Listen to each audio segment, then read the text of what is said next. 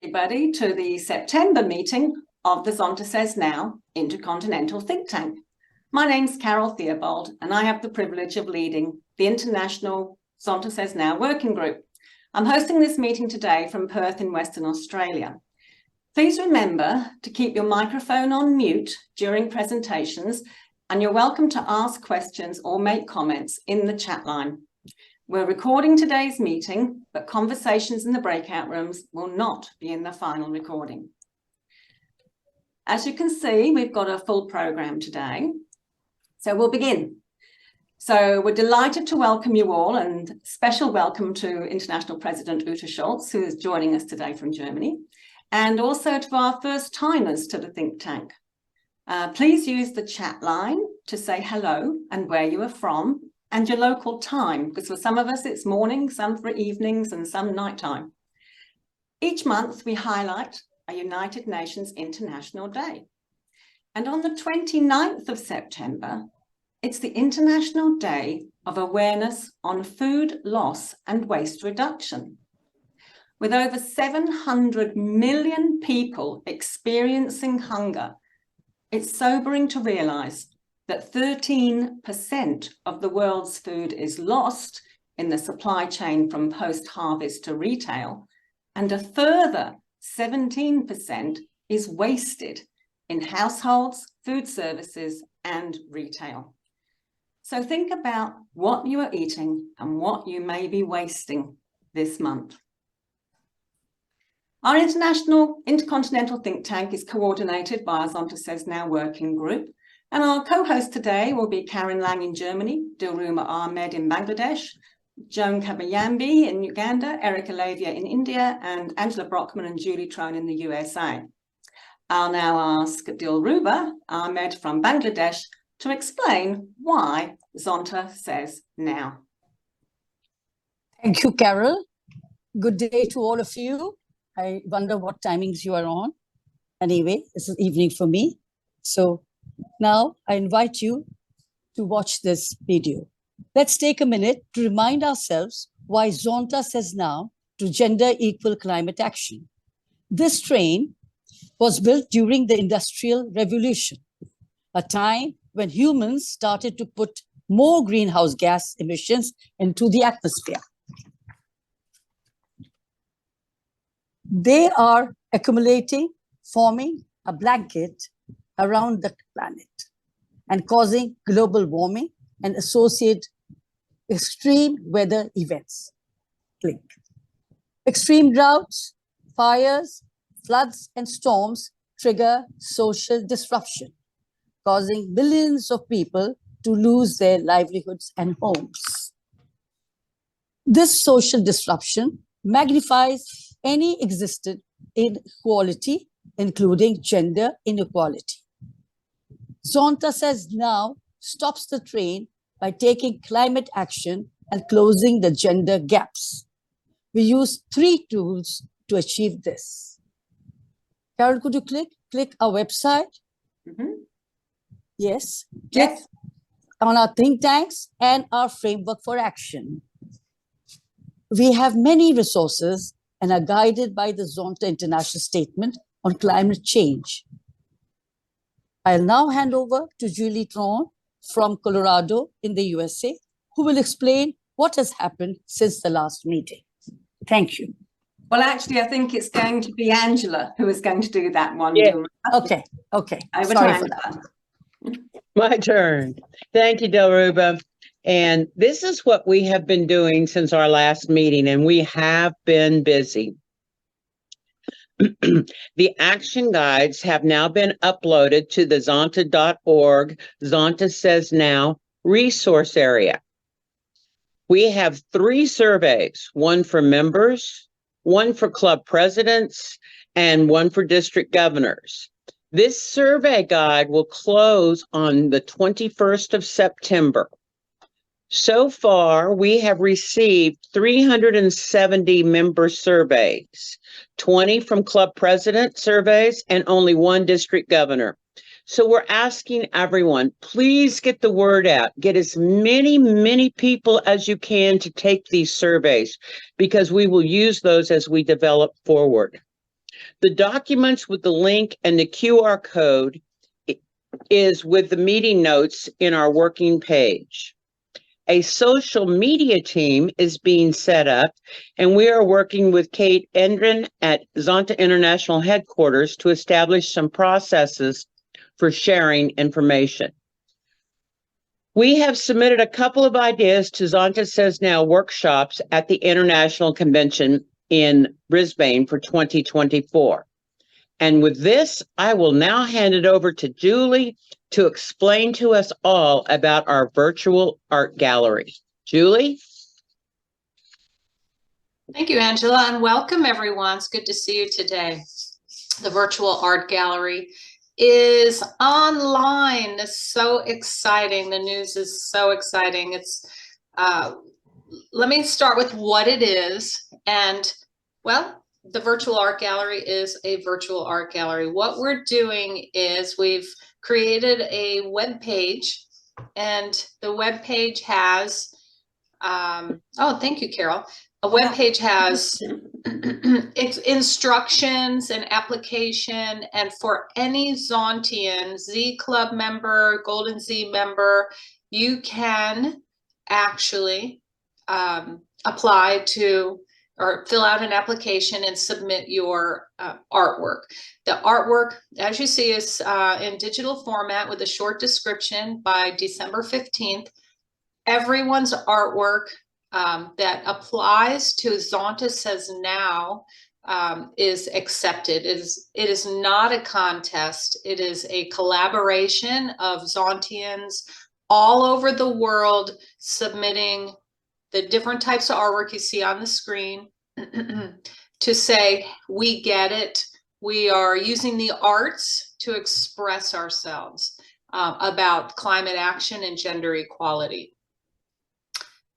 One thing I do need is some help. So if anyone has any website skills that wants to be on part of this team of the virtual art gallery, we're using WordPress. And once we get submissions, we're going to need help with uploading the submissions, making sure they are the best quality on the screen and the right size, things like that.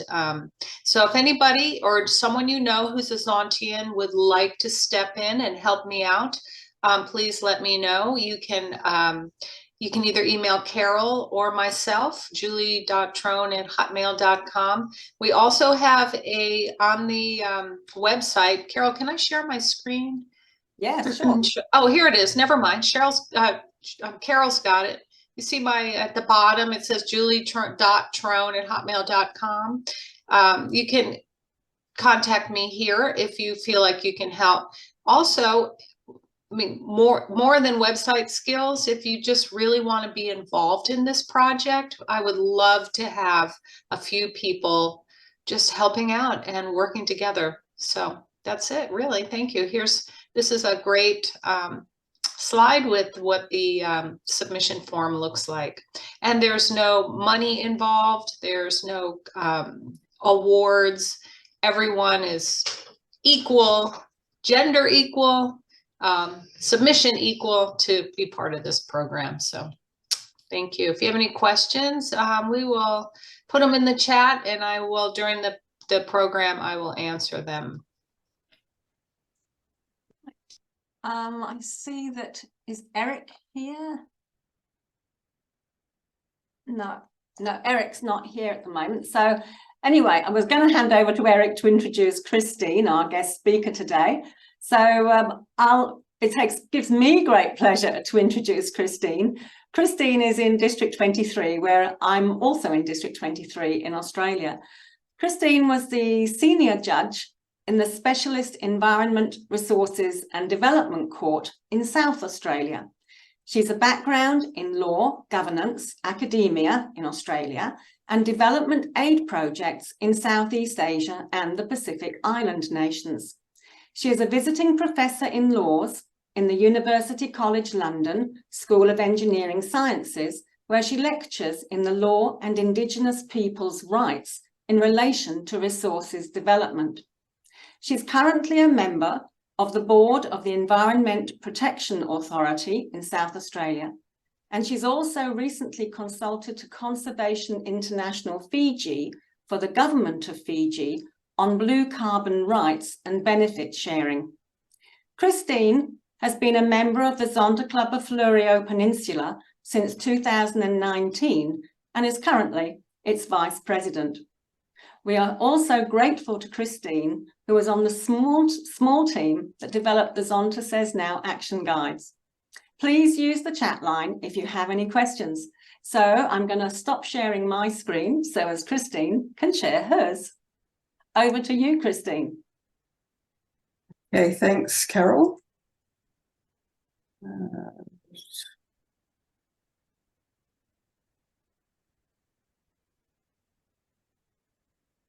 Right, I hope you can all see my screen. Hello, everyone, and greetings from south of Adelaide in South Australia. I'm going to be looking at or introducing you to climate change impacts in Australia, and I thought I might focus rather on disaster risk management and what is happening in that area in the context of climate change, but with a particular focus on Indigenous women, Indigenous people and Indigenous women in particular in Australia. So probably slightly different to the kind of presentations we've had in the last few months, but bear with me. First of all, a little bit about Australia. For those of you who are not sure where it is, it's southeast of Southeast Asia and directly south of Papua New Guinea. Australia is the smallest continent in the world and the largest island. It has an area of 7.6 million square kilometres and is the sixth largest country in the world. It is, as you can see if you look closely at this map, a lot of the central area of Australia is desert. In terms of greenhouse gas emissions, Australia contributes just over 1% of global CO2 emissions, but among OECD countries, it is the highest emitter of carbon dioxide per capita, just a bit higher than USA and Canada, but the highest emitter. On the global scale, it is the 11th highest, I think, 11th or 14th. Australia has committed through its national NDC contribution under the Paris Agreement, committed to a 43% reduction below 2005 levels of greenhouse gas emissions by 2030 and net zero by 2050. That's probably enough for the moment on that. I thought I'd point out to you the population density in Australia, or rather where the population lives. I did mention that Central Australia is primarily desert, and as you can see, the population density in the centre is very low. Indeed, most Australians hug the coast. They live around the capital cities, and particularly along the eastern coast. I almost forgot Tasmania, Hobart down here, and of course Darwin up here. So the total population of Australia is only 26.5 million, and of that population, approximately 3.8% are Aboriginal or Torres Strait Islander descent. Australia's changing climate.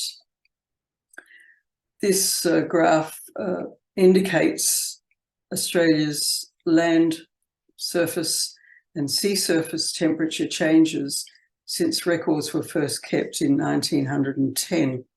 And as you can see, on average, well, maybe you can't see the average, but on average, Australia, in terms of land surface temperature, has warmed by 1.47 degrees, plus or minus a little bit, 1.47 degrees centigrade since 2010. So much for keeping the temperature rise under 1.5. And you can see too by the blue line, so the brown line is the land surface temperature and the blue line is the sea surface temperature. That's not quite so much, but it's getting up there. What other observations has science produced in terms of Australia's changing climate? Well, the southwest, central south where I live, and southeast Australia gets most of its rainfall in winter. In the last 50 years, southwest Australia, that's Carroll's area, there's been a 15 to 19% decline in winter rainfall. And southeast Australia, and I think where I live's counted in that, in the last 25 years, there's been a 10% drop in winter rainfall. Surprisingly, across northern Australia, which is the tropical area, there has been an increase in rainfall in the last 50 years.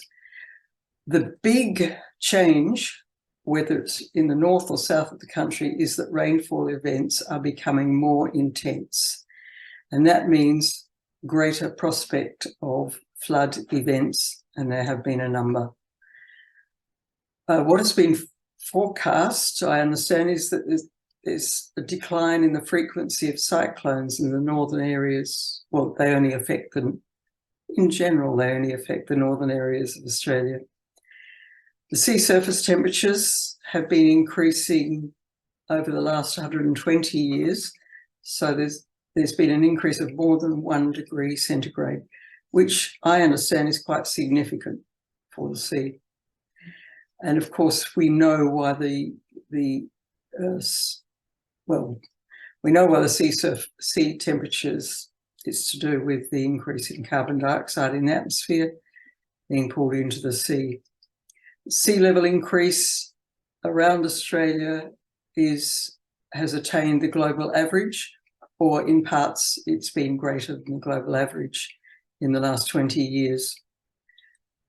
Ocean acidification has increased around Australia significantly in the last 40 years, and again, that's because of the amount of carbon dioxide in the atmosphere. Quite alarmingly, there's been observed a decline in Antarctic sea ice over the last 8 years, but more sharply this year. The observations, the scientists observing have been quite alarmed.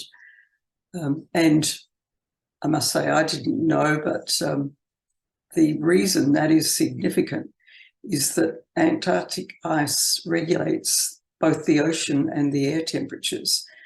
And it also assists in the circulation of ocean water and crucially maintains the ecosystem, including the plankton and microplankton that the health of the ocean environment is, and many creatures within that are so dependent upon. So that is quite alarming. Again, this is another summary of the impacts of climate change in Australia. I don't need to read them all out, but you can see this is it according to the 6th IPCC report. What I haven't mentioned so far is that the increase in temperature, the decline in rainfall, coupled with the El Nino, La Nina seasons in the Pacific, means that fire seasons are getting longer. Now, I think most of you have experienced, not personally, but in your countries, increasing fire seasons and increasing wildfires and the consequences of wildfires. In Australia, that's been a big problem also, a major problem. And the impacts of climate change mean not only a longer fire season, but much more significant, dangerous fires. I also thought I would add the consequences for farmers. According to the statistics I found on a couple of websites, Australian farmers produce each year enough to feed 600 people, both within Australia and outside. Indeed, Australia exports 65 to 70% of its agricultural produce, which accounts for 11%, around 11% of Australia's trade. Meanwhile, 90% of the food consumed within Australia, that's the 30 to 35% not exported, 90% of the food consumed in Australia is that 30 to 35% of food that's not exported. What's happening? What are the consequences of climate change for farming and farmers? Well, a number of reports have shown that there will be longer droughts, harsher fire weather, as we have seen, changing seasons. Some crops won't be able to be grown where they are currently. There'll be greater stress on crops. There'll be new pests introduced affecting crops. Already it's been observed that farm profits are falling and will continue to fall. So an impact on food for people, but also the economy of Australia. I'll just move quickly across this one. I put this slide up to show in part what some NGOs like the Red Cross are doing, the sort of reports that they're producing to assist the community to deal with disasters and the kind of disasters that are likely to be experienced. And then just a little fact or two about South Australia, the state of Australia where I live. Long been known that it's the driest state in the driest continent. We don't have much in the way of natural water resources, and we cleared a lot of our natural vegetation over the last 150 years or so, sadly. So you can see from the little fact sheet there that it's going to get a lot hotter in South Australia, but in particular the heat waves, we call them, the periods of high heat level are going to increase or are predicted to increase, and the consequences of that will be more stress on our already stressed water resources and stresses for people as well as industry. Each year there seem to be increasing disasters that are blamed on climate change, and I just thought I'd indicate some of the disasters in the first 6 months of this year. There have been floods in a couple of, at least 2 states. There have been bushfires early in the year, but already a bushfire in the Northern Territory last week, significant bushfire. Last week also, Sydney was bedeviled by air pollution, smell and smoke from bushfires in anticipation of a long bushfire season. So this is clearing that occurs, burning that occurs to reduce the fuel loads to try and minimise the impact of inevitable bushfires during the summer season. Indeed, the Bureau of Meteorology has forecast for spring, which is what we're in now, a seriously increased risk of bushfires in Queensland, Northern Territory, New South Wales, and in parts of South Australia and Western Australia.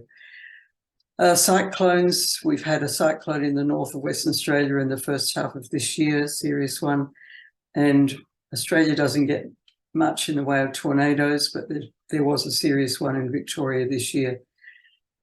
Severe storms, recent severe storms, I think, again in the northwest of Western Australia, but there have been several severe storms with the consequent flooding, landslides, and so on. So again, you can see that climate-fueled natural disasters are forecast to cost Australia $39 billion Australian dollars per year by 2050. So that's serious. I want to look now quickly at the impacts on Aboriginal and Torres Strait Islander peoples. These are the world's oldest living cultures. The Indigenous people have been in Australia continuously for 65,000 years. Now, the majority of them live in urban areas in the south and east of Australia, but they are the predominant populations in that centre part of Australia that I showed you, which is mostly desert. Because they live in the, well, I should say, those that live in remote areas are, because of their location, or they have disproportionate exposure to climate extremes. Torres Strait Islands is right up the northern tip of Cape York in Australia, so it's in the tropical zone where there's likely to be increased rainfall, therefore potential for increased flood events, sea level rise, and so on. It's important to understand that Aboriginal and Torres Strait Islander people have a very strong connection with the land. As they say, the land is part of them, they are part of the land. Therefore, they care for country, and caring for country is very important to them. They have a superb knowledge of their land because they consider they're part of the land and they care for country. That means anything that happens to the land, and indeed the environment, whether it's flora or fauna or the soil itself, impacts significantly on Aboriginal and Torres Strait Islander people, their cultures, and therefore, in consequence, their mental health. So because of that underpinning, the impacts are different on Aboriginal and Torres Strait Islander people from those of us with European or other backgrounds who live in urban areas. So I won't go through all the implications, but some of the impacts that can have major implications for Aboriginal and Torres Strait Islander people with serious consequence for them, loss of biodiversity, because in part people do rely on biodiversity for cultural purposes, as well as for their foods, their traditional foods, not 100% reliance, but some reliance. The customary lands are very important to the different Aboriginal nations within Australia. So to lose their customary lands through, whether it's erosion or through sea level rise in coastal areas, has implications for them. The human health impacts of the changing availability of traditional foods is serious. Of course, everyone can adapt, but it takes time to adapt to different foods and reliance on different foods. And it takes a while to sort out what are the good foods to eat and what are those to avoid for health purposes. Extreme weather events, this is a big one. This can lead to damage to infrastructure. But the bigger problem is people living in remote communities are remote. Therefore, it is difficult to get assistance to them.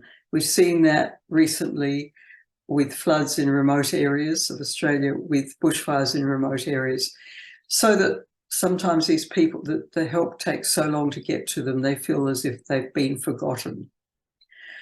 Extreme heat and heat waves, obviously heat stress, everyone suffers heat stress, but for some Aboriginal and Torres Strait Islander people, they live in housing that has been poorly designed by bureaucrats, government bureaucrats, I am sad to say, and the housing has not been maintained well.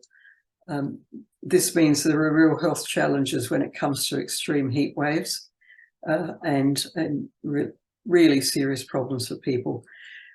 With climate change, there will be a change in the areas in which particular disease transmitting vectors live.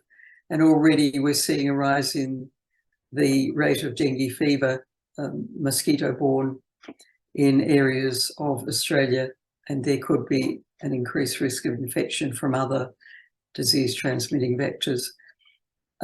Loss of drinking water security because of reduced rainfall, particularly in desert areas, is a potential problem, and one which is serious. Torres Strait Islands, I understand, are looking at increasingly relying on desalination plants. The consequences of that: increased reliance on fuel. The fuel has to be brought in from elsewhere unless sufficient solar or wind power can be established in those areas. I want to move on now to a joint position paper that was produced in 2020 by the group comprising national women's alliances across Australia. I probably don't have time to go through it in detail, but I want to just draw out some of the findings from this paper. This covered disaster recovery planning and management for women and their families and communities in all their diversity. So particularly looking at Aboriginal and Torres Strait Islander women, they do experience disasters differently, as I've tried to explain, because of their cultural connection to the land and to place, which is so important. So the severity of some disasters, natural disasters for them, is quite different from what it would be for me, a person with a non-Aboriginal background living in an urban or semi-urban area in my case. And then there is, I'm again sad to say, a problem in some Aboriginal communities with gender-based violence and also poverty. So Aboriginal and Torres Strait Islander women, in the context of natural disasters and from climate change, are going to face increased risk because of the multiplier effects of family violence and poverty. We mustn't forget that, as this report points out, that women take on extra care responsibilities in the context of the disaster recovery process. This can have multiple effects for women because it can delay their re-entry to the workforce. It can therefore reduce their opportunity for income and lead to poverty and stress within the home environment. Women's unemployment can result in unemployment or inability to resume employment. It can not only result in social isolation, but also poverty and depression that go along with that. Something that's common everywhere around the world, domestic and family violence seem to increase after disasters. One other thing that's important is that women suffer loss, grief and trauma differently from men. And they can suffer again when they provide help to other people and therefore suffer a secondary trauma through secondary exposure to that loss, grief and trauma. And finally, I just mentioned that there are gender and racial stereotypes about the role of women in emergency services and their leadership, which is unfortunate to say the least. But it was a great thing that this alliance has done to bring these, or to expose these findings. You might ask, what has happened in consequence of these findings? Well, we haven't seen it yet in the disaster recovery plans, but I understand there is some work being done. So what were the recommendations from this report? I've just picked out 4 of them that the importance of recognising Aboriginal and Torres Strait Islander women's and communities' connection with a knowledge of land in recovery and response processes. Again, the background to this is that it tends to be men who go in and organise what needs to be done. They need to be drawing on the people who know the land, who know the situation well. Another recommendation was that women's organisations need to be recognised in the disaster planning processes, and they need to be resourced to participate to meet the needs of women in the area. In this report, there were many examples of this, and I don't have time to go into it, but just picking out some points that were made. Another one was ensure that relief and recovery initiatives are responsible to the local environment. Women must be involved in the development and implementation of these initiatives. And the final one I'm going to draw to your attention is the need to provide training in gender sensitivity, domestic and family violence, and culturally appropriate responsiveness to frontline mental health workers. Something, again, that's not being picked up. Disasters affect people of different genders in different ways, but for too long this has been overlooked in the design of emergency management policies. This was something reported, 12, 15, 18 months ago or so. So finally women are speaking out on the need to recognise the importance of recognising women's needs in disaster recovery. We haven't seen the consequences yet in disaster planning, but it's on the way, I do believe.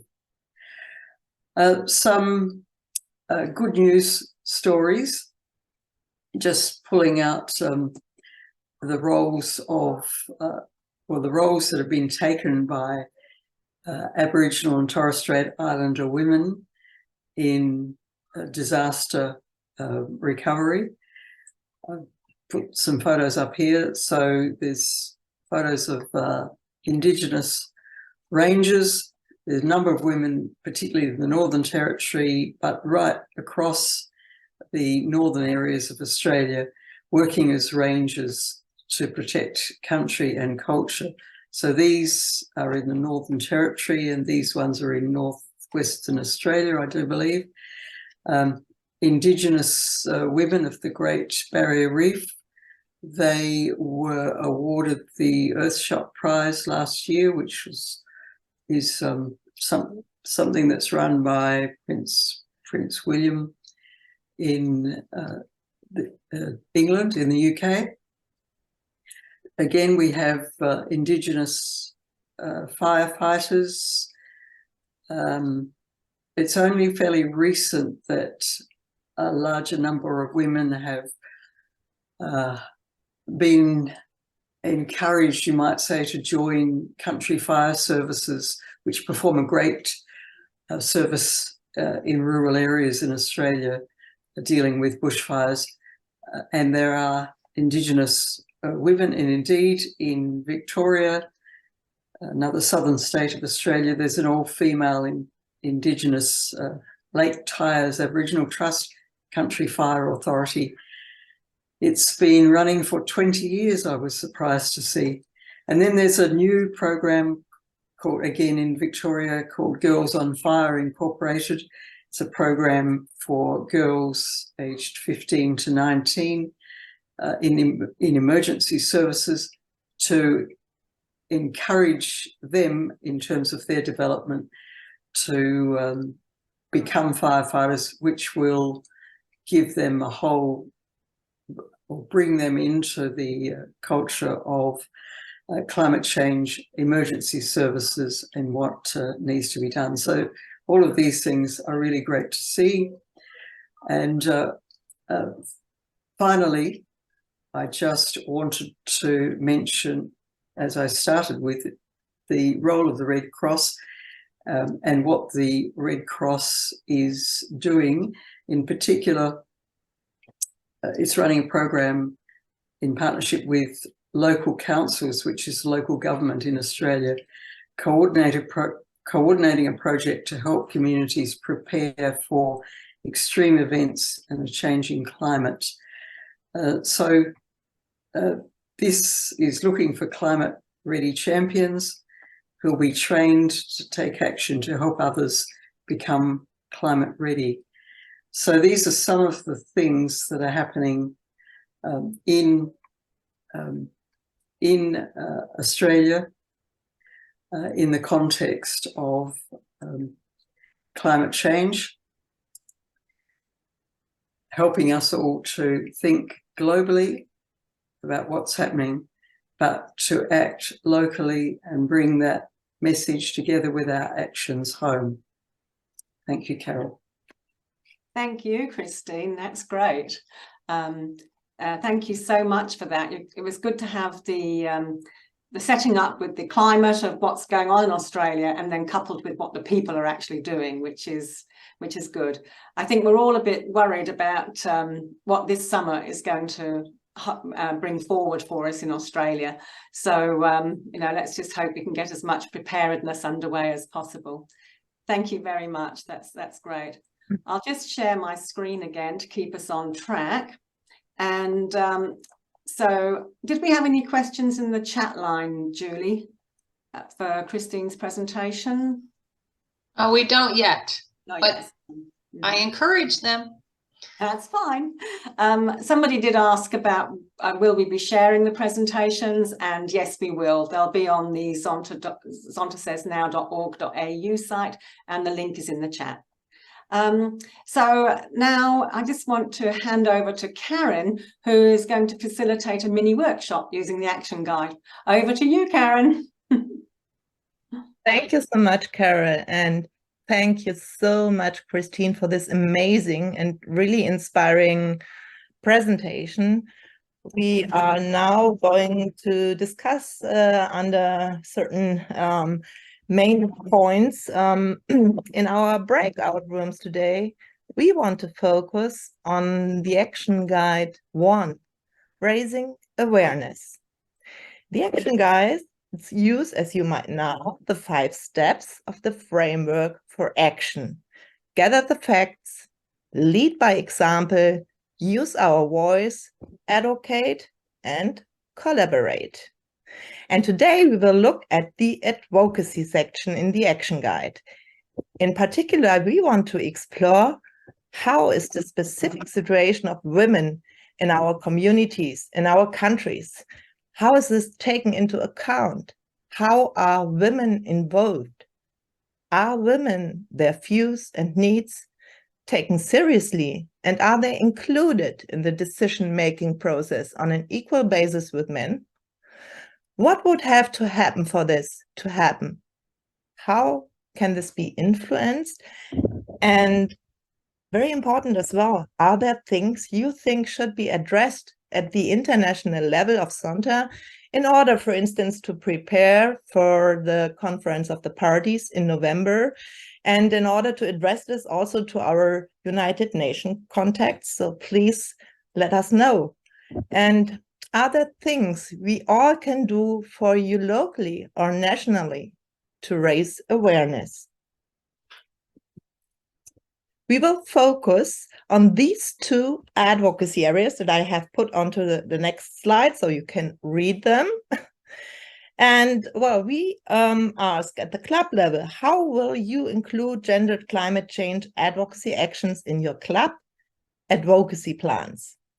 And at the area, the district and the caucus level, or the level of the German Union, how will we advocate to include more women at decision-making tables, consider women's economic opportunities in national, in regional and local policies, get gender equal representation in the parliament, and as well, reduce plastic production, get a fair distribution of limited natural resources such as water.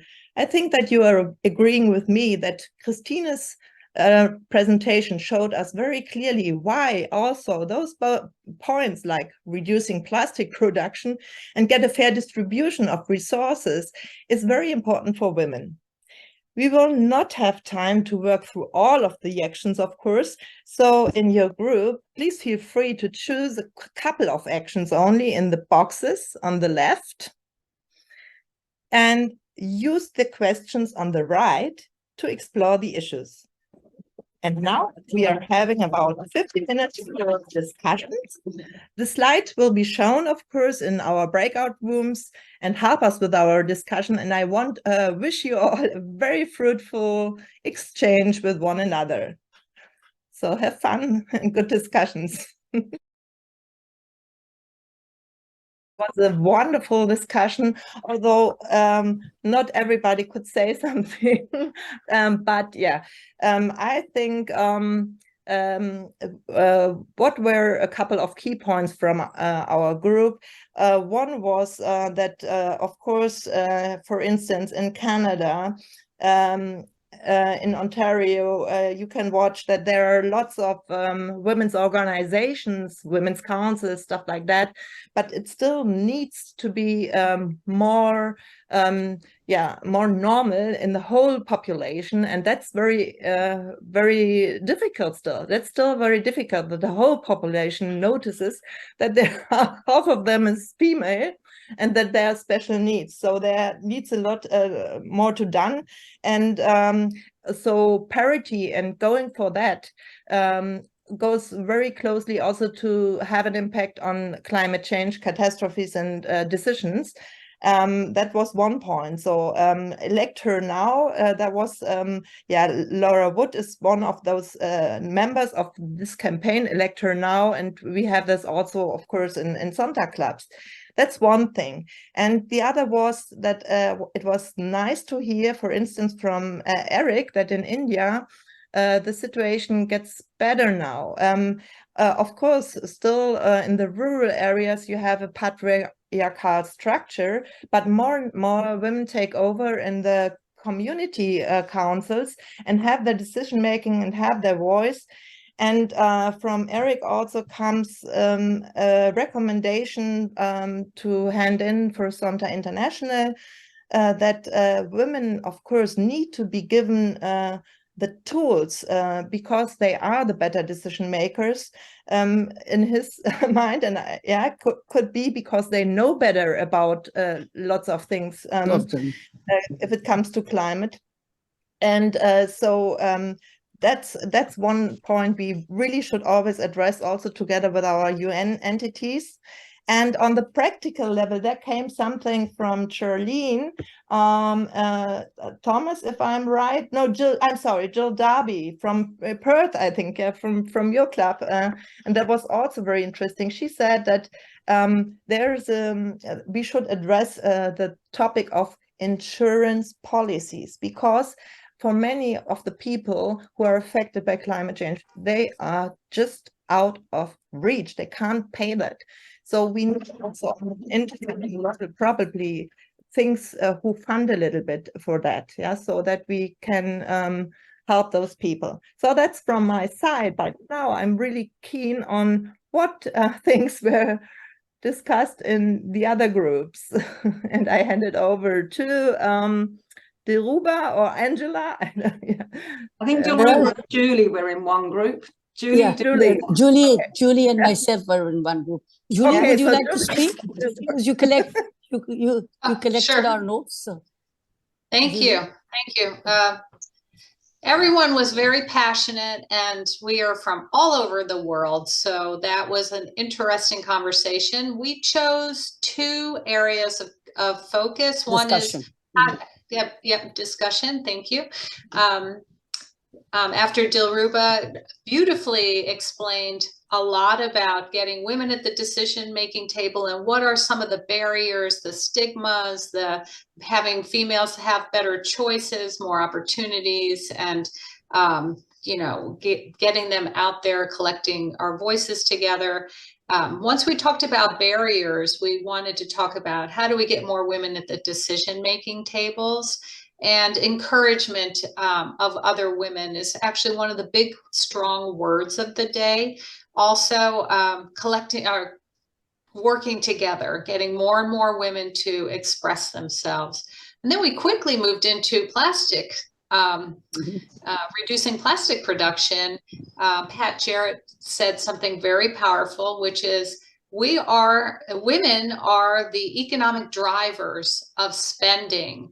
And so if we collectively say, no, we're not buying plastic wrapped packaging, we're not going to use one-use packages, putting pressure on companies about it and stop buying it, we have that power in the economic world, which is the driver of the world is money. And so I felt that was a really beautiful and powerful message that we all actually embraced. Everyone feels like we do need more decision-making power. And so when we have economic power and decision-making power, we can do this. Jasmine talked about 1 million women. And so many of you heard this earlier, but 1 million women is a website you can go to. It's from Australia, but you can join it from any country. I joined it myself, and I'm in the US. That was really, really great. And Shama said back to decision making that we need to initiate more action. So both of our themes, our advocacy themes, were really resounding, and we need to initiate more action. So that kind of was an overarching part of it. Yeah, that's it. Thank you. Did I miss anything, Dilruba? Yes, you didn't miss out anything. Okay. Everything was okay. Yeah. Okay. Well, then I'll go ahead, and I'm Angela, and I'll bring in the last group that we had. We had a wonderfully diverse group. We had representation from US, Australia, France, Germany, Manila, and Switzerland. And so on our first discussion, most of the areas felt that they had good, positive representation with women in the decision-making areas. One comment that came out when we started discussing this is, just because you have a woman on the table doesn't necessarily mean that they too are thinking of women's issues. So we really need to make sure that when we have women, we have at the table, that we have their ear to make sure they understand the issues specific, because it's so easy to get bogged down into the groupthink that they forget to apply the specific needs of the gender of the female. As a discussion for what we're doing, everyone shared that climate is an issue that will be addressed in all the district meetings. That was a very, very positive feeling for me to know that we have all the areas stepping up, embracing this challenge of understanding and then putting into action.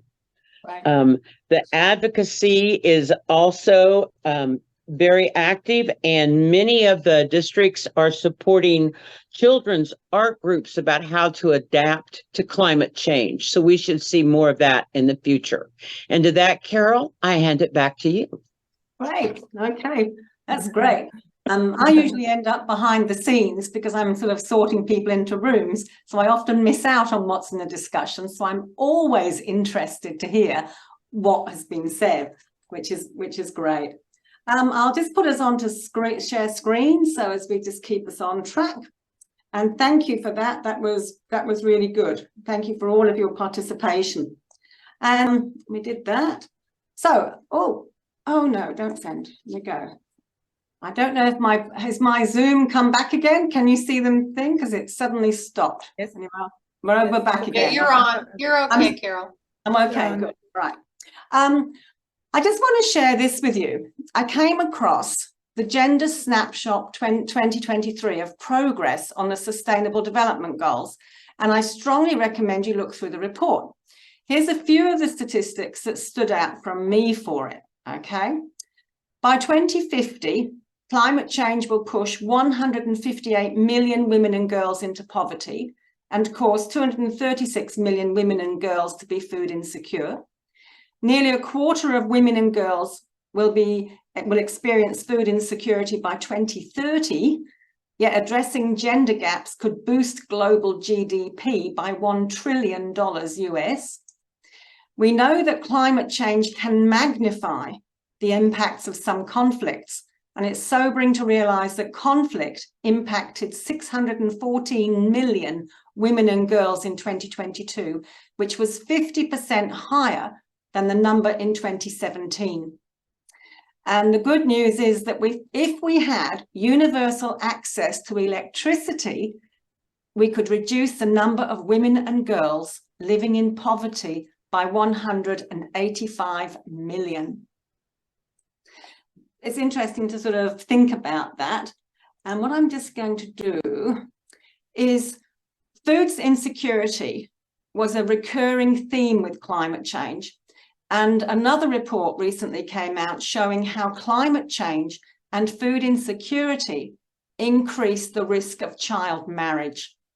And this short video I want to share with you today explains the situation, I think, very well. From India. According to a recent study, extreme weather causes an increase in the occurrence of child, early and forced marriage by intensifying gender equality and poverty. The study warned that development initiatives might reproduce or ignore gender disparities without concerted efforts accounting for various social inequalities. Researchers from the Ohio State University, United States, connected droughts, floods, and other extreme weather events to increases in CEFM in low and middle income countries. The researchers found that child marriage is often seen as a coping strategy to reduce economic vulnerability and food insecurity that a family is facing because of a disaster.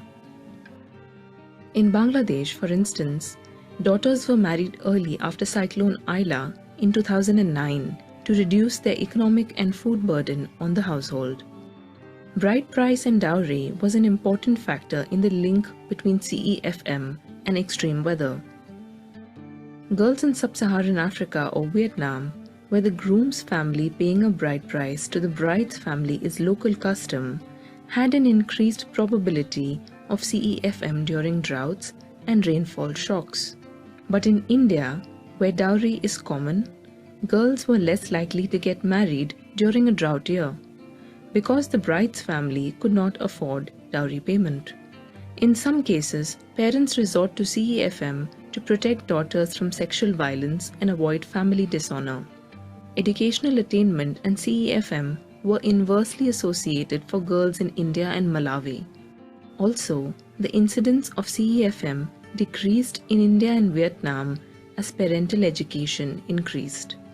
A down-to-earth report dated February 20th, 2023 looked at how COVID as well as poverty may have spurred child marriages in India. The Global Slavery Index 2023 said climate change has exacerbated modern slavery in Africa. More than 3.1 million Africans are in forced marriages and more than 3.8 million in forced labor. A number of international conventions and agreements address the issue of child marriage as well. The complexities and the links between child marriage and extreme weather is likely to worsen amid climate change, unless strictly accounted for in social development plans.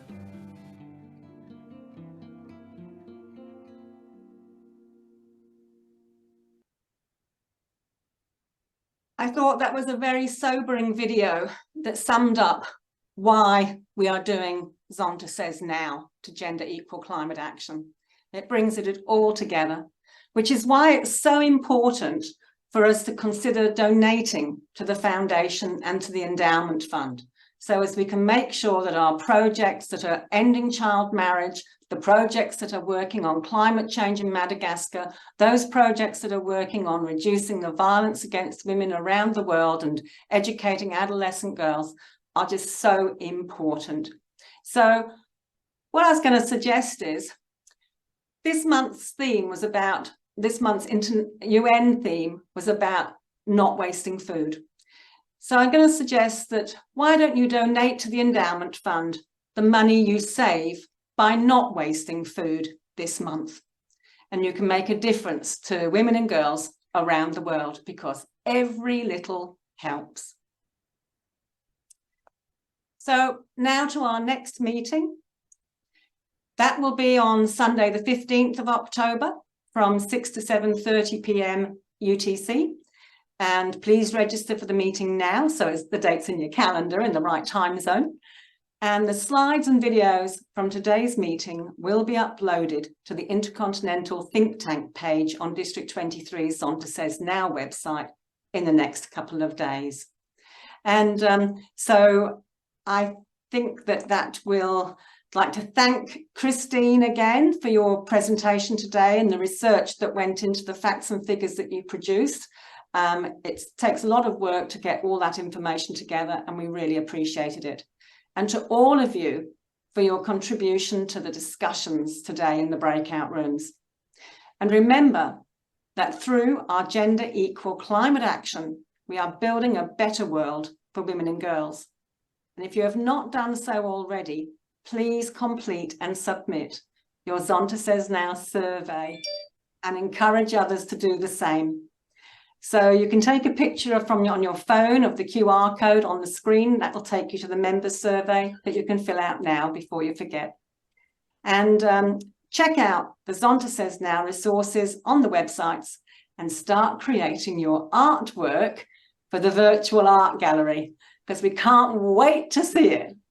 And if you've got any questions, please email me at info@zontasaysnow.org.au.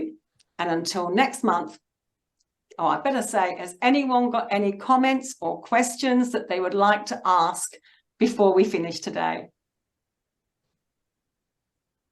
We had a great question in the chat from Laura Wood. She was wondering which part of the endowment fund when you donate, do you ask for the funds to be directed to?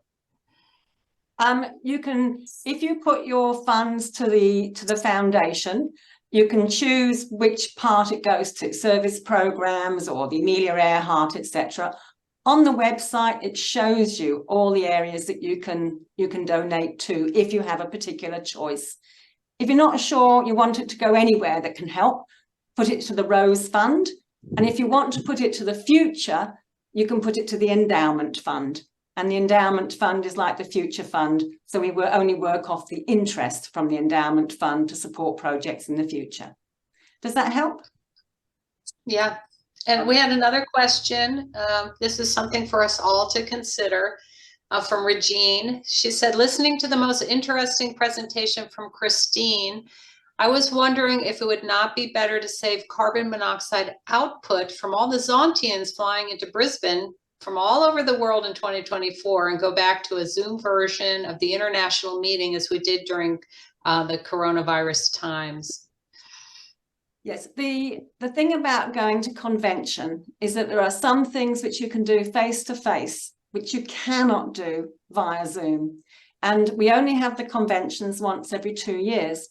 So how I look at it is that with yourself and your family, you have a carbon budget. So what you do is to save up your carbon amounts for going to Brisbane, you walk and take the bus for doing other things. You don't waste your food. You reduce your carbon footprint as much as you can to save your emissions for going somewhere that is valuable to you. And we live on this planet where we want to meet each other, we want to discuss what's going on, and there are many benefits of doing that. Like when we met in Hamburg for the working group, you cannot put on paper or in Zoom the physical meeting each other that convention gave us. It really helped boost the whole program.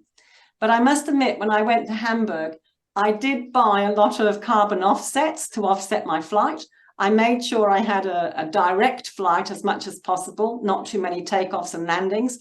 And I always fly economy class because per area on the plane, you're using less carbon emissions.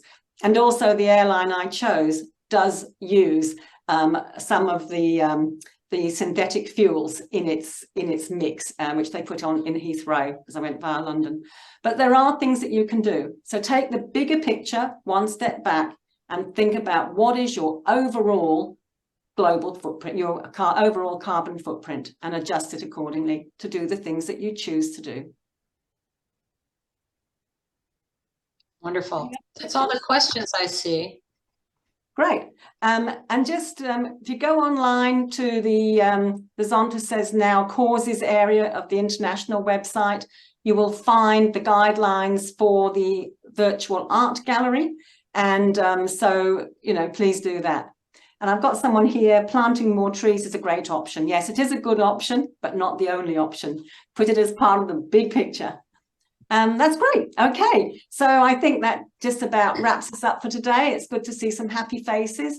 And Mari, you can go to bed now. I know it's very early for you in the Philippines. And so keep until next month. Keep breathing, keep smiling, and have fun. Bye for now. Bye. Bye. Thank you. Thank you. Thank you, everyone. Thank you.